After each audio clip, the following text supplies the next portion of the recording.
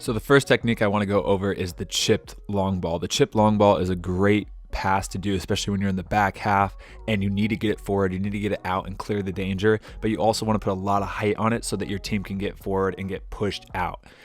So the technique that I really want to go over, if you can see, is that as you're coming in, your body is definitely angled just like a normal kick. Most of these kicks are pretty angled. You have about 10 inches away from the ball, and then when you're striking the ball, the main thing that I want to go over that I hope you guys can see is how pointed the foot is and how the heel is really gliding across the ground. So the heel is very, very low on the ground. Your cleats, if we zoom in and we really look at the contact point on the ball, you can really see the backspin. You can really see that I'm still kind of brushing underneath the ball, but it's a lot more solid of a contact than on the chip pass, especially if we pause it and we break it down and we compare it to the chip long ball right at the contact point. You can definitely see the difference. So right there on that slow-mo, you can see how my heel is slightly up. I'll go back and I'll pause it right at the contact point so you can really see, but just that tiny little inch or a few millimeters or centimeters of difference of how that contact is on the ball is going to make all the difference. So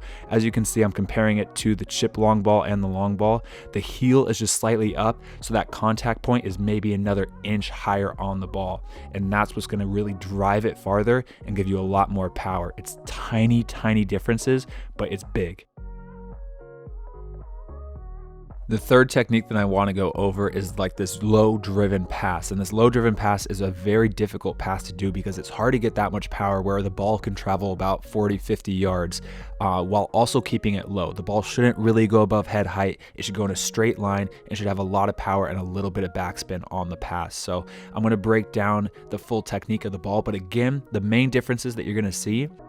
The fourth technique I want to go over is the driven lace ball on the ground. This is a fantastic technique to be able to master, especially as you go up higher and higher, because you can deliver the ball over long distances, 30, 40 yards, while keeping the ball in the pass perfectly straight and making it easier on your teammates to trap the ball since it will be on the ground and not in the air. This is something that you have to master if you're a goalkeeper, center back, even an outside back, and I think even if as a center mid in most positions on the field. This is such a crucial pass to master and be able to accurately and consistently hit to your teammates. The last technique I want to go over, I think, is the hardest technique to master. This is going to be the knuckleball, or like giving even a little bit of top spin on the ball. This is insanely hard to do because you need to hit this ball perfectly. Hitting it just a millimeter, a centimeter lower than what you have to is going to cause backspin. Hitting it a little bit, a centimeter upwards on the ball, too high on the ball, is going to cause you to flub the kick. And if you hit it a centimeter into the left or a centimeter into the right, you're going to spray it, so it's going to fade or it's going to curl off in a different direction.